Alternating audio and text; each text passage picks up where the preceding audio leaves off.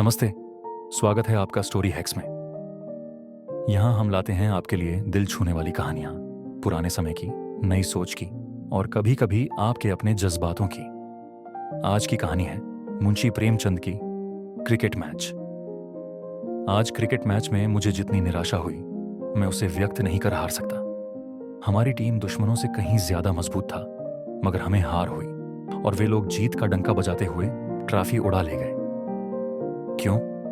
सिर्फ इसलिए कि हमारे यहां नेतृत्व के लिए योग्यता शर्त नहीं। हम नेतृत्व के लिए धन दौलत जरूरी समझते हैं। हिज हाइनेस कप्तान चुने गए। क्रिकेट बोर्ड का फैसला सबको मानना पड़ा, मगर कितने दिलों में आग लगी। कितने लोगों ने हुक्म हाकिम समझकर इस फैसले को मंजूर किया। जोश कहां, संकल्प कहां, खून की आखिरी बूंद गिरा देने का उत्साह कहां। हम खेले और जाहिरा दिल लगाकर खेले, मगर यह सच्चाई के लिए जान देने वालों की फौज न थी। खेल में किसी का दिल न था। मैं स्टेशन पर खड़ा अपना तीसरे दर्जे का टिकट लेने की फिक्र में था कि एक युवती ने, जो अभी कार से उतरी थी, आगे बढ़कर मुझसे हाथ मिलाया और बोली, आप भी तो इसी गाड़ी से चल रहे हैं मिस्टर जफर। मुझे हैरत हुई कि यह कौन लड़की है और इसे मेरा नाम क्यों कर मालूम हो गया। मुझे एक पल के लिए सकता सा हो गया कि जैसे शिष्टाचार और अच्छे आचरण की सब बातें दिमाग से गायब हो गई हों। सौंदर्य में एक ऐसी शान होती है जो बड़ों बड़ों का सिर झुका देती है। मुझे अपनी तुच्छता की ऐसी अनुभूति कभी ना हुई थी। मैंने निजाम हैदराबाद से, हिज एक्सेलेंसी वायसराय से, महाराज मैसूर से हाथ मिलाया, उनके साथ बैठकर खाना खाया, मगर यह कमजोरी मुझ पर कभी ना छाई थी। बस यहां जी चाहता था कि अपनी पलकों से उसके पांव चूम लूं। यही वह सलोनापन ना था जिस पर हम जान देते हैं, न वह नजाकत जिसकी कवि लोग कस्में खाते हैं। उस जगह बुद्धि की कांति थी, गंभीरता थी, गरिमा थी, उमंग थी और थी आत्म अभिव्यक्ति की निस्संकोच लालसा। मैंने सवाल भरे अंदाज से कहा, जी हां, यह कैसे पूछूं कि मेरी आपसे भेंट कब हुई। उसकी बेतकल्लुफी कह रही थी, वह मुझसे परिचित है, मैं बेगाना कैसे बनूं। इसी सिलसिले में मैंने अपने मर्द होने का फर्ज अदा कर दिया। मेरे लिए कोई खिदमत? उसने मुस्कुराकर कहा, जी हां, आपसे बहुत से काम लूंगी। चलिए अंदर वेटिंग रूम में बैठें, लखनऊ जा रहे होंगे। मैं भी वहीं चल रही हूं। वेटिंग रूम आकर उसने मुझे आराम कुर्सी पर बिठाया और खुद एक मामूली कुर्सी पर बैठकर सिगरेट केस मेरी तरफ बढ़ाती हुई बोली, आज तो आपकी बॉलिंग बड़ी भयानक थी, वरना हम लोग पूरी इनिंग से हारते। मेरा ताज्जुब और बढ़ा। इस सुंदरी को क्या क्रिकेट से भी शौक है? मुझे उसके सामने आराम कुर्सी पर बैठते झिझक हो रही थी। ऐसी बदतमीजी मैंने कभी ना की थी। ध्यान उसी तरफ लगा था। तबीयत में कुछ घुटन सी हो रही थी। रगों में वह तेजी और तबीयत में वह गुलाबी नशा न था जो ऐसे मौके पर स्वभावतः मुझ पर छा जाना चाहिए था। मैंने पूछा, क्या आप वहीं तशरीफ रखती थीं? उसने अपना सिगरेट जलाते हुए कहा, जी हां, शुरू से आखिर तक। मुझे तो सिर्फ आपका खेल जंचा और लोग तो कुछ बेदिल से हो रहे थे और मैं उसके राज समझ रही हूं। हमारे यहां लोगों में सही आदमियों को सही जगह पर रखने का मादा ही नहीं है। जैसे इस राजनीतिक पस्ती ने हमारे सभी गुणों को कुचल डाला हो। जिसके पास धन है उसे हर चीज का अधिकार है। वह किसी ज्ञान विज्ञान के साहित्यिक सामाजिक जलसे का सभापति हो सकता है, इसकी योग्यता उसमें हो या ना हो। नई इमारतों का उद्घाटन उसके हाथों कराया जाता है, बुनियादें उसके हाथ रखवाई जाती हैं, सांस्कृतिक आंदोलनों का नेतृत्व उसे दिया जाता है। वह कॉन्वोकेशन के भाषण पढ़ेगा, लड़कों को इनाम बांटेगा। यह सब हमारी दास मनोवृत्ति का प्रसाद है। कोई ताज्जुब नहीं कि हम इतने नीच और गिरे हुए हैं। जहां हुक्म और अख्तियार का मामला है वहां तो खैर मजबूरी है, हमें लोगों के पैर चूमने ही पड़ते हैं। मगर जहां हम अपने स्वतंत्र विचार और स्वतंत्र आचरण से काम ले सकते हैं वहां भी हमारी जी हुजूरी की आदत हमारा गला नहीं छोड़ती। इस टीम का कप्तान आपको होना चाहिए था, तब देखती दुश्मन क्यों बाजी ले जाता। महाराजा साहब में इस टीम का कप्तान बनने की इतनी ही योग्यता है जितनी आप में असेंबली का सभापति बनने की या मुझ में सिनेमा एक्टिंग की। बिल्कुल वही भाव जो मेरे दिल में थे, मगर उसकी जबान से निकलकर कितने असरदार और कितने आंख खोलने वाले हो गए। मैंने कहा, आप ठीक कहती हैं, सचमुच यह हमारी कमजोरी है। आपको इस टीम में शरीक न होना चाहिए था। मैं मजबूर था। इस सुंदरी का नाम मिस हेलेन मुखर्जी है। अभी इंग्लैंड से आ रही है। यही क्रिकेट मैच देखने के लिए बंबई उतर गई थी। इंग्लैंड में उसने डॉक्टरी की शिक्षा प्राप्त की है और जनता की सेवा उसके जीवन का लक्ष्य है। वहां उसने एक अखबार में मेरी तस्वीर देखी थी और मेरा जिक्र भी पढ़ा था। तब से वह मेरे लिए अच्छा ख्याल रखती है। यहां मुझे खेलते देखकर वह और भी प्रभावित हुई। उसका इरादा है कि हिंदुस्तान की एक नई टीम तैयार की जाए और उसमें वही लोग लिए जाएं जो राष्ट्र का प्रतिनिधित्व करने के अधिकारी हैं। उसका प्रस्ताव है कि मैं इस टीम का कप्तान बनाया जाऊं। इसी इरादे से वह सारे हिंदुस्तान का दौरा करना चाहती है। उसके स्वर्गीय पिता डा एन मुखर्जी ने बहुत काफी संपत्ति छोड़ी है और वह उसकी संपूर्ण उत्तराधिकारिणी है। उसके प्रस्ताव सुनकर मेरा सर आसमान में उड़ने लगा। मेरी जिंदगी का सुनहरा सपना इतने अप्रत्याशित ढंग से वास्तविकता का रूप ले सकेगा, यह कौन सोच सकता था। अलौकिक शक्ति में मेरा विश्वास नहीं, मगर आज मेरे शरीर का रोआ रोआ कृतज्ञता और भक्ति भावना से भरा हुआ था। मैंने उचित और विनम्र शब्दों में मिस हेलेन को धन्यवाद दिया। गाड़ी की घंटी हुई। मिस मुखर्जी ने फर्स्ट क्लास के 2 टिकट मंगवाए। मैं विरोध न कर सका। उसने मेरा लगेज उठवाया, मेरा हेड खुद उठा लिया और बेधड़क एक कमरे में जा बैठी और मुझे भी अंदर बुला लिया। उसका खानसामा 3रे दर्जे में बैठा। मेरी क्रिया शक्ति जैसे खो गई थी। मैं भगवान जाने क्यों इन सब मामलों में उसे अगुवाई करने देता था, जो पुरुष होने के नाते मेरे अधिकार की चीज थी। शायद उसके रूप, उसकी बौद्धिक गरिमा, उसकी उदारता ने मुझ पर रोब डाल दिया था कि जैसे उसने कामरूप की जादूगरनियों की तरह मुझे भेड़ बना लिया हो और मेरी अपनी इच्छा शक्ति लुप्त हो गई हो। इतनी ही देर में मेरा अस्तित्व उसकी इच्छा में खो गया था। मेरे स्वाभिमान की यह मांग थी कि मैं उसे अपने लिए फर्स्ट क्लास का टिकट न मंगवाने देता और 3रे ही दर्जे में आराम से बैठता। और अगर पहले दर्जे में बैठना था तो इतनी ही उदारता से दोनों के लिए खुद पहले दर्जे का टिकट लाता। लेकिन अभी तो मेरी क्रिया शक्ति लुप्त हो गई थी। 2 जनवरी मैं हैरान हूं, हेलेन को मुझसे इतनी हमदर्दी क्यों है। और यह सिर्फ दोस्तना हमदर्दी नहीं है, इसमें मोहब्बत की सच्चाई है। दया में तो इतना आतिथ्य सत्कार नहीं हुआ करता। और रही मेरे गुणों की स्वीकृति, तो मैं अक्ल से इतना खाली नहीं हूं कि इस धोखे में पड़ूं। गुणों की स्वीकृति ज्यादा से ज्यादा 1 सिगरेट और 1 प्याली चाय पा सकती है। यह सेवा सत्कार तो मैं वहीं पाता हूं जहां किसी मैच में खेलने के लिए मुझे बुलाया जाता है। तो भी वहां भी इतने हार्दिक ढंग से मेरा सत्कार नहीं हुआ, सिर्फ रस्मी खातिरदारी बरती जाती है। उसने जैसे मेरी सुविधा और मेरे आराम के लिए अपने को समर्पित कर दिया हो। मैं तो शायद अपनी प्रेमिका के सिवा और किसी के साथ इस हार्दिकता का बर्ताव न कर सकता। याद रहे, मैंने प्रेमिका कहा है, पत्नी नहीं कहा। पत्नी की हम खातिरदारी नहीं करते, उससे तो खातिरदारी करवाना ही हमारा स्वभाव हो गया है। और शायद सच्चाई भी यही है। मगर फिलहाल तो मैं इन दोनों नेमतों में से एक का भी हाल नहीं जानता। उसके नाश्ते, डिनर, लंच में तो मैं शरीक था ही। हर स्टेशन पर वह डाकती था और खास खास स्टेशनों पर ही रुकती थी। मेवे और फल मंगवाती और मुझे आग्रहपूर्वक खिलाती। कहाँ की क्या चीज मशहूर है, इसका उसे खूब पता है। मेरे दोस्तों और घर वालों के लिए तरह तरह के तोहफे खरीदे, मगर हैरत यह है कि मैंने एक बार भी उसे मना न किया। मना क्यों करता, मुझसे पूछकर तो लाती नहीं। जब वह एक चीज लाकर मोहब्बत के साथ मुझे भेंट करती है तो मैं कैसे इनकार करूं। खुदा जाने क्यों मैं मर्द होकर भी उसके सामने औरत की तरह शर्मीला, कम बोलने वाला हो जाता हूं कि जैसे मेरे मुंह में जबान ही नहीं। दिन की थकान की वजह से रात भर मुझे बेचैनी रही, सर में हल्का सा दर्द था, मगर मैंने इस दर्द को बढ़ाकर कहा। अकेला होता तो शायद इस दर्द की जरा भी परवाह न करता, मगर आज उसकी मौजूदगी में मुझे उस दर्द को जाहिर करने में मजा आ रहा था।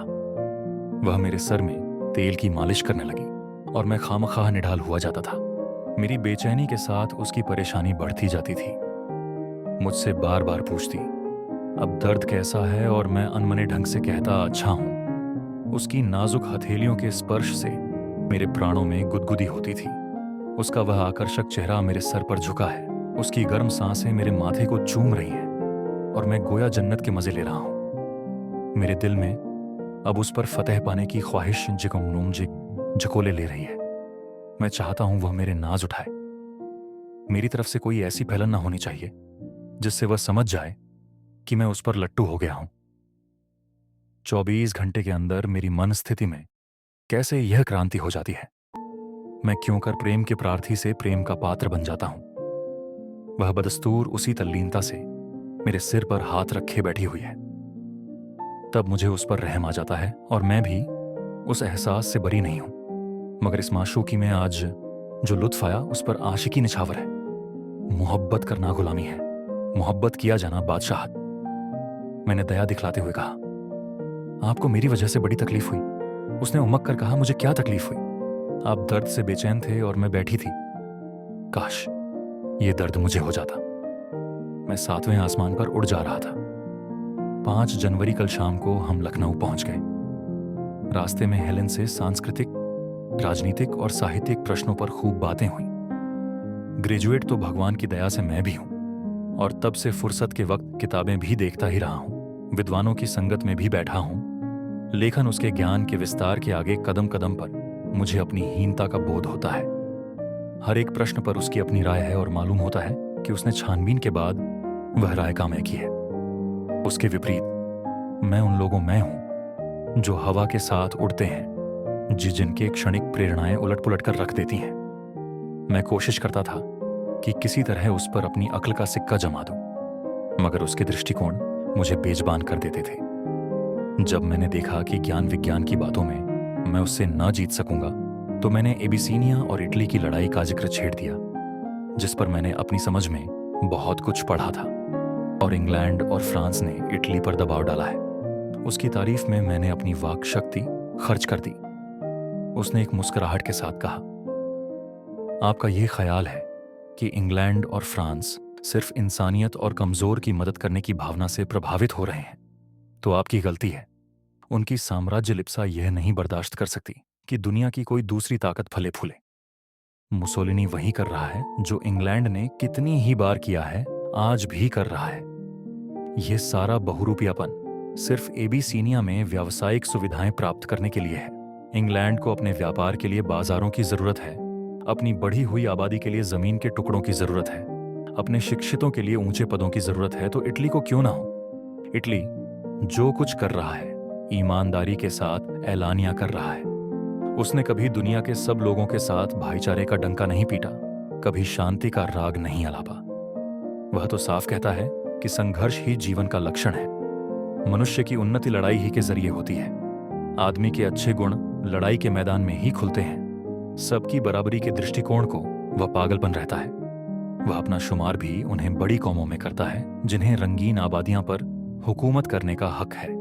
इसलिए हम उसकी कार्यप्रणाली को समझ सकते हैं। इंग्लैंड ने हमेशा धोखेबाजी से काम लिया है, हमेशा एक राष्ट्र के विभिन्न तत्वों में भेद डालकर या उनके आपसी विरोधों को राजनीति के आधार बनाकर उन्हें अपना पिछलग्गू बनाया है। मैं तो चाहती हूं कि दुनिया में इटली, जापान और जर्मनी खूब तरक्की करें और इंग्लैंड को आधिपत्य टूटे।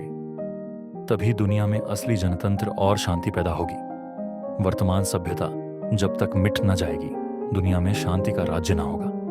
कमजोर कौमों को जिंदा रहने का कोई हक नहीं, उसी तरह जिस तरह कमजोर पौधों को। सिर्फ इसलिए नहीं कि उनका अस्तित्व स्वयं उनके लिए कष्ट का कारण है, बल्कि इसलिए कि वही दुनिया के इस झगड़े और रक्तपात के लिए जिम्मेदार है। मैं भला क्यों इस बात से सहमत होने लगा?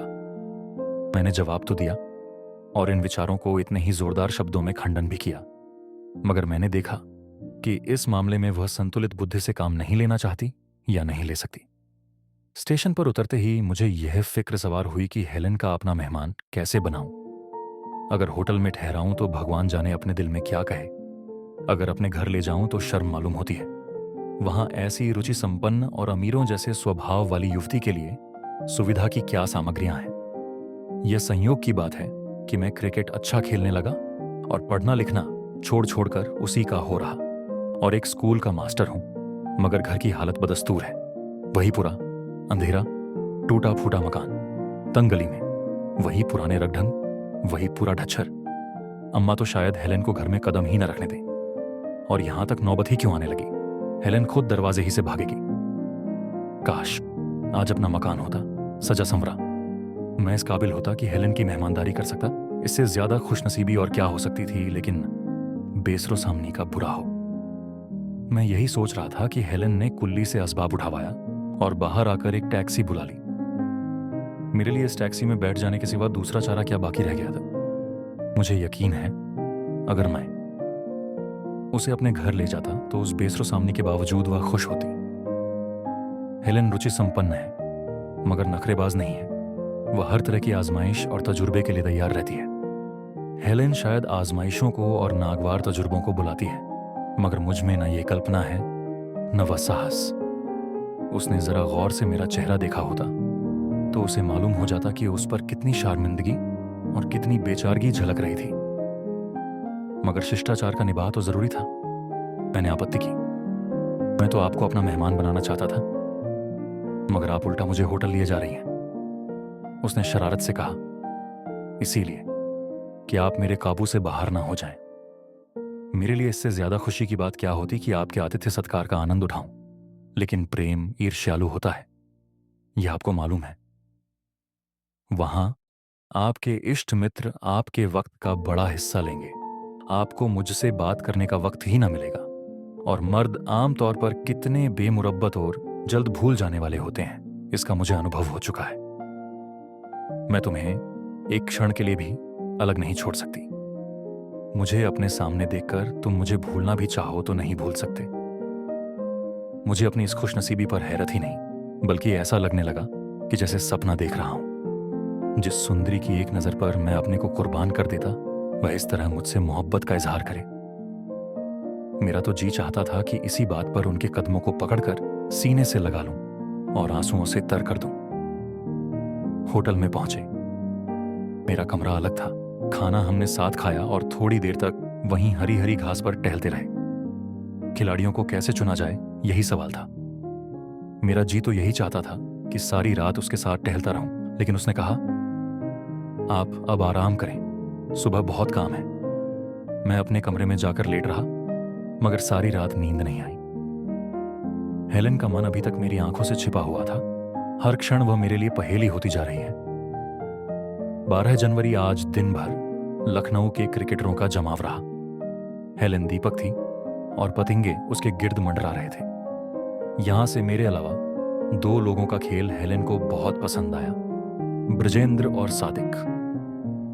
हेलेन उन्हें ऑल इंडिया टीम में रखना चाहती थी। इसमें कोई शक नहीं कि दोनों इस फन के उस्ताद हैं, लेकिन उन्होंने जिस तरह शुरुआत की है उससे तो यही मालूम होता है कि वह क्रिकेट खेलने नहीं, अपनी किस्मत की बाजी खेलने आए हैं। हेलेन किस मिजाज की औरत है, यह समझना मुश्किल है। ब्रजेंद्र मुझसे ज्यादा सुंदर है, यह मैं भी स्वीकार करता हूं। रहन सहन से पूरा साहब है, लेकिन पक्का शोहदा लोफर। मैं नहीं चाहता कि हेलेन उससे किसी तरह का संबंध रखे। अदब तो उसे छू नहीं गया। बदजबान परले सिरे का, बेहुदा गंदे मजाक, बातचीत का ढंग नहीं और मौके महल की समझ नहीं। कभी कभी हेलेन से ऐसे मतलब भरे इशारे कर जाता है कि मैं शर्म से सिर झुका लेता हूं, लेकिन हेलेन को शायद उसका बाजारोपन, उसका छिछोरापन महसूस नहीं होता। नहीं, वह शायद उसके गंदे इशारों का आमजा लेती है। मैंने कभी उसके माथे पर शिकन नहीं देखी। यह मैं नहीं कहता कि वह हंसमुखपन कोई बुरी चीज है, न जिंदा दिली का मैं दुश्मन हूं, लेकिन एक लेडी के साथ तो अदब और कायदे का लिहाज रखना ही चाहिए। सादिक एक प्रतिष्ठित कुल का दीपक है, बहुत ही शुद्ध आचरण, यहां तक कि उसे ठंडे स्वभाव का भी कह सकते हैं। बहुत घमंडी, देखने में चिड़चिड़ा, लेकिन अब वह भी शहीदों में दाखिल हो गया है। कल आप हेलेन को अपने शेर सुनाते रहे और वह खुश होती रही। मुझे तो उन शेरों में कुछ मजा ना आया। इससे पहले मैंने इन हजरत को कभी शायरी करते नहीं देखा। यह मस्ती कहां से फट पड़ी है। रूप में जादू की ताकत है और फिर क्या कहूं। इतना भी ना सूझा कि उसे शेर ही सुनाना है तो हसरत या जिगर या जोश के कलाम से 2-4 शेर याद कर लेता। हेलेन सका कलाम पढ़ थोड़े ही बैठी है, आपको शेर करने की क्या जरूरत। मगर यही बात उनसे कह दूं तो बिगड़ जाएंगे, समझेंगे मुझे जलन हो रही है। मुझे क्यों जलन होने लगी। हेलेन की पूजा करने वालों में एक मैं ही हूं। हाँ, इतना जरूर चाहता है कि वह अच्छे बुरे की पहचान कर सके। हर आदमी के बेतकल्लुफी मुझे पसंद नहीं, मगर हेलेन की नजरों में सब बराबर है। वह बारी बारी से सबसे अलग हो जाती है और सबसे प्रेम करती है। किसकी ओर ज्यादा झुकी है यह फैसला करना मुश्किल है। सादिक की धन संपत्ति से वह जरा भी प्रभावित नहीं जान पड़ती। कल शाम को हम लोग सिनेमा देखने गए थे। सादिक ने आज असाधारण उदारता दिखाई। जेब से वह रुपया निकालकर सबके लिए टिकट लेने चले। मियां सादिक जो इस अमीरी के बावजूद ही तंगदिल आदमी हैं, मैं तो कंजूर कहूंगा। हेलन ने उनकी उदारता को जगा दिया है, मगर हेलन ने उन्हें रोक लिया और खुद अंदर जाकर सबके लिए टिकट लाई। और यूं भी वह इतनी बेदर्दी से रुपया खर्च करती है कि मियां सादिक के छक्के छूट जाते हैं। जब उनका हाथ जेब में जाता है, हेलन के रुपये काउंटर पर जा पहुंचते हैं। कुछ भी हो, मैं तो हेलन के स्वभाव ज्ञान पर जान देता हूं। ऐसा मालूम होता है वह हमारी फरमाइशों का इंतजार करती रहती है और उनको पूरा करने में उसे खास मजा आता है। सादिक साहब को उसने अलग भेंट कर दिया, जो यूरोप के दुर्लभ चित्रों की अनुकृतियों का संग्रह है और जो उसने यूरोप की तमाम चित्रशालाओं में जाकर खुद इकट्ठा किया है। उसकी आंखें कितनी सौंदर्य प्रेमी हैं। ब्रजेंद्र जब शाम को अपना नया सूट पहनकर आया, जो उसने अभी सिलाया है, तो हेलन ने मुस्कुराकर कहा, देखो कहीं नजर न लग जाए तुम्हें, आज तो तुम दूसरे यूसुफ बने हुए हो। ब्रजेंद्र बाग बाग हो गया। मैंने जब लय के साथ अपनी ताजा गजल सुनाई तो वह एक एक शेर पर उछल उछल पड़ी। अद्भुत काव्यर्मत। मुझे अपनी कविता रचना पर इतनी खुशी कभी ना हुई थी, मगर तारीफ जब सबका बुलावा हो जाए तो उसकी क्या कीमत। मियां सादिक को कभी अपनी सुंदरता का दावा नहीं हुआ। भीतरी सौंदर्य से आप जितने मालामाल हैं, बाहरी सौंदर्य में उतने ही कंगाल। मगर आज शराब के दौर में ज्यों ही उनकी आंखों में सुर्खी आई, हेलन ने प्रेम से पगे हुए स्वर में कहा, भाई तुम लारी, ये आंखें तो जिगर के पार हुई जाती हैं। और सादिक साहब उस वक्त उसके पैरों पर गिरते गिरते रुक गए। लज्जा बाधक हुई। उनकी आंखों की ऐसी तारीफ शायद ही किसी ने की हो। मुझे कभी अपने रूप रंग चाल ढाल की तारीफ सुनने नहीं हो सका कि मैं खूबसूरत हूं। यह झप जनता कि हेलेन का यह सब सत्कार कोई मतलब नहीं रखता। लेकिन अब मुझे भी यह बेचैनी होने लगी कि देखो मुझ पर क्या इनायत होती है। कोई बात न थी, मगर मैं बेचैन रहा। जब मैं शाम को यूनिवर्सिटी ग्राउंड से खेल की प्रैक्टिस करके आ रहा था, तो मेरे ये बिखरे हुए बाल कुछ और ज्यादा बिखरे गए थे। उसने आसक्त नेत्रों से देखकर फौरन कहा, तुम्हारी इन बिखरी हुई जुल्फों पर निसार होने की जी चाहता है। मैं निहाल हो गया। दिल में क्या क्या तूफान उठे कह नहीं सकता, मगर खुदा जाने क्यों हम तीनों में से एक भी उसकी किसी अंदाज या रूप की प्रशंसा शब्दों में नहीं कर पाता। हमें लगता है कि हमें ठीक शब्द नहीं मिलते। जो कुछ हम कह सकते हैं उससे कहीं ज्यादा प्रभावित हैं। कुछ कहने की हिम्मत ही नहीं होती। 1 फरवरी हम दिल्ली आ गए। इसी बीच में मुरादाबाद, नैनीताल, देहरादून वगैरह जगहों के दौरे किए, मगर कहीं कोई खिलाड़ी न मिला। अलीगढ़ और दिल्ली से कई अच्छे खिलाड़ियों के मिलने की उम्मीद है, इसलिए हम लोग वहां कई दिन रहेंगे। 11 पूरी होते ही हम लोग बंबई आ जाएंगे और वहां 1 महीने प्रैक्टिस करेंगे। मार्च में ऑस्ट्रेलियन टीम यहां से रवाना होगी। तब तक वह हिंदुस्तान में सारे पहले से निश्चित मैच खेल चुकी होगी। हम उससे आखिरी मैच खेलेंगे और खुदा ने चाहा तो हिंदुस्तान की सारी शिकस्तों का बदला चुका देंगे। सादिक और ब्रजेंद्र भी हमारे साथ घूमते रहे। मैं तो न चाहता था कि ये लोग आएं, मगर हेलन को शायद प्रेमियों के जमघट में मजा आता है। हम सब के सब एक ही होटल में हैं और सब हेलन के मेहमान हैं। स्टेशन पर पहुंचे तो सैकड़ों आदमी हमारा स्वागत करने के लिए मौजूद थे।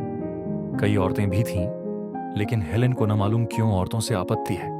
उनकी संगत से भागती है, खासकर सुंदर औरतों की छाया से भी दूर रहती है। हालांकि उसे किसी सुंदरी से जलने का कोई कारण नहीं है।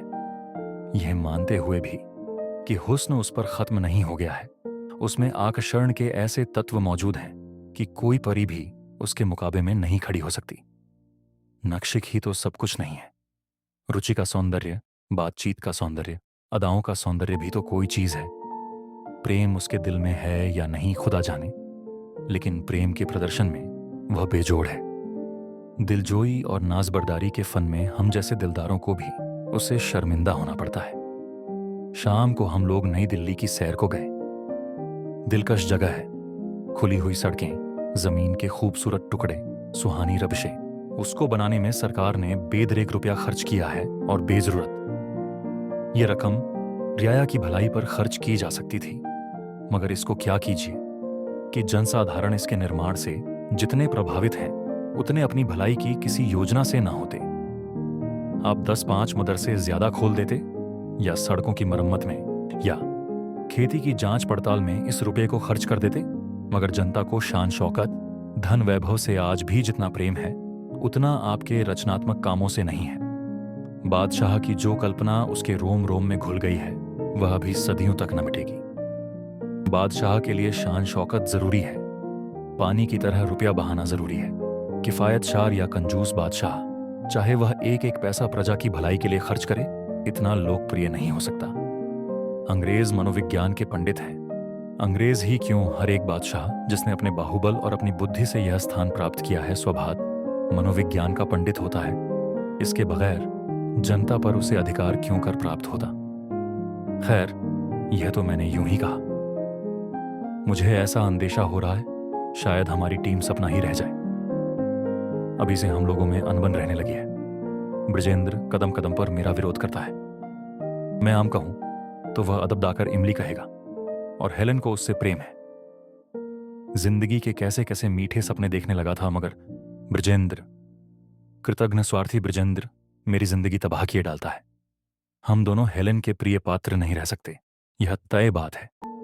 एक को मैदान से हटाना पड़ेगा। 7 फरवरी शुक्र है, दिल्ली में हमारा प्रयत्न सफल हुआ। हमारी टीम में 3 नए खिलाड़ी जुड़े, जाफर, मेहरा और अर्जुन सिंह। आज उनके कमाल देखकर ऑस्ट्रेलियन क्रिकेटरों की धाक मेरे दिल से जाती रही। तीनों गेंद फेंकते हैं। जाफर अचूक गेंद फेंकता है, मेहरा सब्र की आजमाइश करता है और अर्जुन बहुत चालाक है। तीनों दृढ़ स्वभाव के लोग हैं, निगाह के सच्चे अकद। अगर कोई इंसाफ से पूछे तो मैं कहूंगा कि अर्जुन मुझसे बेहतर खेलता है। वह 2 बार इंग्लैंड हो आया है, अंग्रेजी रहन सहन से परिचित है और मिजाज पहचानने वाला भी अव्वल दर्जे का है, सभ्यता और आचार्य का पुतला। ब्रजेंद्र का रंग फीका पड़ गया। अब अर्जुन पर खास कृपा दृष्टि है और अर्जुन पर फतह पाना मेरे लिए आसान नहीं है। मुझे तो डर है वह कहीं मेरी राह का रोड़ा न बन जाए। 24 फरवरी हमारी टीम पूरी हो गई। 2 प्लेयर हमें अलीगढ़ से मिले, 3 लाहौर से और 1 अजमेर से, और कल हम बंबई आ गए। हमने अजमेर, लाहौर और दिल्ली में वहां की टीमों से मैच खेले और उन पर बड़ी शानदार फतह पाई। आज बंबई की हिंदू टीम से हमारा मुकाबला है और मुझे यकीन है कि मैदान हमारे हाथ रहेगा। अर्जुन हमारी टीम का सबसे अच्छा खिलाड़ी है और हेलन उसकी इतनी खातिरदारी करती है, लेकिन मुझे जलन नहीं होती। इतनी खातिरदारी तो मेहमान की ही की जा सकती है। मेहमान से क्या डर। मजे की बात यह है कि हर व्यक्ति अपने को हेलन को कृपा पात्र समझता है और उससे अपने नाज उठवाता है। अगर किसी के सिर में दर्द है तो हेलन का फर्ज है कि उसकी मिजाज पुरसी करे, उसके सर में चंदन तक घिसकर लगा दे। मगर उसके साथ ही उसका रोब हर एक के दिल पर इतना छाया हुआ है कि उसके किसी काम की कोई आलोचना करने का साहस नहीं कर सकता। सबके सब उसकी मर्जी के गुलाम हैं। वह अगर सबके नाज उठाती है तो हुकूमत भी हर एक पर करती है। शामियाने में एक से एक सुंदर औरतों का जमघट है, मगर हेलन के कैदियों की मजाल नहीं कि किसी की तरफ देखकर मुस्कुरा भी सकें।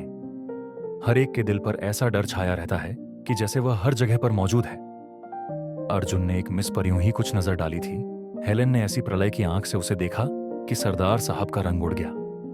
हर एक समझता है कि वह उसकी तकदीर की मालिक है और उसे अपनी तरफ से नाराज करके वह शायद जिंदा न रह सकेगा। औरों की तो मैं क्या कहूं, मैंने ही गोया अपने को उसके हाथों बेच दिया है। मुझे तो अब ऐसा लग रहा है कि मुझ में कोई ऐसी चीज खत्म हो गई है जो पहले मेरे दिल में डाह की आग सी जला दिया करती थी। हेलन अब किसी से बोले, किसी से प्रेम की बातें करे, मुझे गुस्सा नहीं आता। दिल पर चोट लगती जरूर है, मगर इसका इजहार अकेले में आंसू बहाकर करने को जी चाहता है। वह स्वाभिमान कहाँ गायब हो गया नहीं कह सकता। अभी उसकी नाराजगी से दिल के टुकड़े हो गए थे कि एकाएक उसकी एक उचटती हुई सी निगाह ने या एक मुस्कुराहट ने गुदगुदी पैदा कर दी। मालूम नहीं उसमें वह कौन सी ताकत है जो इतने हौसलामंद नौजवान दिलों पर हुकूमत कर रही है। उसे बहादुरी कहूं, चालाकी और फुर्ती कहूं, हम सब जैसे उसके हाथों की कठपुतलियां हैं। हम में अपनी कोई शाख्सियत, कोई हस्ती नहीं है। उसने अपने सौंदर्य से, अपनी बुद्धि से, अपने धन से और सबसे ज्यादा सबको समेट सकने की अपनी ताकत से हमारे दिलों पर अपना आधिपत्य जमा लिया है। एक मार्च कल ऑस्ट्रेलियन टीम से हमारा मैच खत्म हो गया। 50,000 से कम तमाशाइयों की भीड़ न थी। हमने पूरी इनिंग्स से उनको हराया और देवताओं की तरह पूजे। हम में से हर एक ने दिलोजन से काम किया और सभी यकसान तौर पर फूल हुए थे। मैच खत्म होते ही शहर वालों की तरफ से हमें एक शानदार पार्टी दी गई। ऐसी पार्टी तो शायद वायसराय के सम्मान में भी न दी जाती होगी। मैं तो तारीफों और बधाइयों के बोझ से दब गया। मैंने 44 रनों में 5 खिलाड़ियों का सफाया कर दिया था। मुझे खुद अपने भयानक गेंद फेंकने पर अचरज हो रहा था। जरूर कोई अलौकिक शक्ति हमारा साथ दे रही थी। इस भीड़ में बंबई का सौंदर्य अपनी पूरी शान और रंगीनी के साथ चमक रहा था और मुझे दावा है कि सुंदरता की दृष्टि से यह शहर जितना भाग्यशाली है, दुनिया का कोई दूसरा शहर शायद ही हो। मगर हेलेन इस भीड़ में भी सबकी दृष्टियों का केंद्र बनी हुई थी। यह जलिम महज हसीन नहीं है, मीठी बोलती भी है और उसकी अदाएं भी मीठी हैं। सारे नौजवान परवानों की तरह उस पर मंडला रहे थे, एक से एक खूबसूरत, मनचले, और हेलेन उनकी भावनाओं से खेल रही थी, उसी तरह जैसे वह हम लोगों की भावनाओं से खेल करती थी। महाराज कुमार जैसा सुंदर जवान मैंने आज तक नहीं देखा। सूरत से रोब टपकता है। उनके प्रेम ने कितनी सुंदरियों का दुख दिया है कौन जाने। मर्दाना दिलकशी का जादू सा बिखेरता चलता है। हेलेन उनसे भी वैसी ही आजाद बेतकल्लुफी से मिली जैसे दूसरे हजारों नौजवानों से। उनके सौंदर्य का, उनकी दौलत का उस पर जरा भी असर न था। न जाने इतना गर्व, इतना स्वाभिमान उसमें कहां से आ गया। कभी नहीं डगमगाती, कहीं रोब में नहीं आती, कभी किसी की तरफ नहीं झुकती। वही हंसी मजाक है, वही प्रेम का प्रदर्शन, किसी के साथ कोई विशेषता नहीं, दिलजोई सबकी, मगर उसी बेपरवाही की शान के साथ। हम लोग सैर करके कोई 10 बजे रात को होटल पहुंचे तो सभी जिंदगी के नए सपने देख रहे थे। सभी के दिलों में एक धुक-धुकी सी हो रही थी कि देखें जब क्या होता है। आशा और भय ने सभी के दिलों में एक तूफान सा उठा रखा था, गोया आज हर एक के जीवन की एक स्मरणीय घटना होने वाली है। जब क्या प्रोग्राम है इसकी किसी को खबर न थी। सभी जिंदगी के सपने देख रहे थे। हर एक के दिल पर एक पागलपन सवार था। हर एक को यकीन था कि हेलेन की दृष्टि उस पर है, मगर यह अंदेशा भी हर एक के दिल में था कि खुदा न खास्ता कहीं हेलेन ने बेवफाई की तो यह जान उसके कदमों पर रख देगा। यहां से जिंदा घर जाना कयामत था। उसी वक्त हेलेन ने मुझे अपने कमरे में बुला भेजा। जाकर देखता हूं तो सभी खिलाड़ी जमा हैं। हेलेन उस वक्त अपनी शरबती बेलदार साड़ी में आंखों में चकाचौंध पैदा कर रही थी। मुझे उस पर झुंझलाहट हुई। इस आम मजमे में मुझे बुलाकर कवायद कराने की क्या जरूरत थी। मैं तो खास बर्ताव का अधिकारी था। मैं भूल रहा था कि शायद इसी तरह उनमें से हर एक अपने को खास बर्ताव का अधिकारी समझता हो। हेलेन ने कुर्सी पर बैठते हुए कहा, दोस्तों, मैं कह नहीं सकती कि आप लोगों की कितनी कृतज्ञ हूं और आपने मेरी जिंदगी की कितनी बड़ी आरजू पूरी कर दी। आप में से किसी को मिस्टर रतनलाल की याद आती है? रतनलाल, उसे भी कोई भूल सकता है? वह जिसने पहली बार हिंदुस्तान की क्रिकेट टीम को इंग्लैंड की धरती पर अपने जौहर दिखाने का मौका दिया, जिसने अपने लाखों रुपयों इस चीज की नजर किए और आखिर बार बार की पराजयों से निराश होकर वहीं इंग्लैंड में आत्महत्या कर ली। उसकी वह सूरत अब भी हमारी आंखों के सामने फिर रही है। सबने कहा, खूब अजदी तरह, अभी बात ही कई दिन की है। आज इस शानदार कामयाबी पर मैं आपको बधाई देती हूँ। भगवान ने चाहा तो अगले साल हम इंग्लैंड का दौरा करेंगे। आप अभी से इस मोर्चे के लिए तैयारियां कीजिए। लुत्फ जो जब है कि हम वहां एक मैच भी ना हारें, मैदान बराबर हमारे हाथ रहे। दोस्तों, यही मेरे जीवन का लक्ष्य है। किसी लक्ष्य का पूरा करने के लिए जो काम किया जाता है उसी का नाम जिंदगी है। हमें कामयाबी वहीं होती है जहां हम अपने पूरे हौसले से काम में लगे हों। वही लक्ष्य हमारा स्वप्न हो, हमारा प्रेम हो, हमारे जीवन का केंद्र हो। हम में और इस लक्ष्य के बीच में और कोई इच्छा, कोई आरजू दीवार की तरह न खड़ी हो। माफ कीजिएगा, आपने अपने लक्ष्य के लिए जीना नहीं सीखा। आपके लिए क्रिकेट सिर्फ एक मनोरंजन है, आपको उससे प्रेम नहीं। इसी तरह हमारे सैकड़ों दोस्त हैं जिनका दिल कहीं और होता है, दिमाग कहीं और वह सारी जिंदगी का नाकाम रहते हैं। आपके लिए मैं ज्यादा दिलचस्पी की चीज थी। क्रिकेट तो सिर्फ मुझे खुश करने का जरिया था। फिर भी आप कामयाब हुए। मुल्क में आप जैसे हजारों नौजवान हैं जो अगर किसी लक्ष्य की पूर्ति के लिए जीना और मरना सीख जाए तो चमत्कार कर दिखाइए। जाइए और वह कमाल हासिल कीजिए। मेरा रूप और मेरी रातें वासना का खिलौना बनने के लिए नहीं है। नौजवानों की आंखों को खुश करने और उनके दिलों में मस्ती पैदा करने के लिए जीना मैं शर्मनाक समझती हूं। जीवन का लक्ष्य इससे कहीं ऊंचा है। सच्ची जिंदगी वही है जहां हम अपने लिए नहीं, सबके लिए जीते हैं।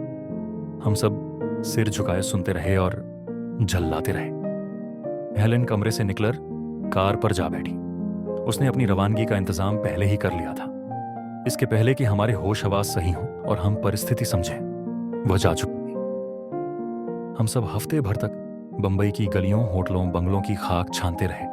हेलेन कहीं न थी और ज्यादा अफसोस यह है कि उसने हमारी जिंदगी का जो आइडियल रखा वह हमारी पहुंच से ऊंचा है। हेलेन के साथ हमारी जिंदगी का सारा जोश और उमंग खत्म हो गई।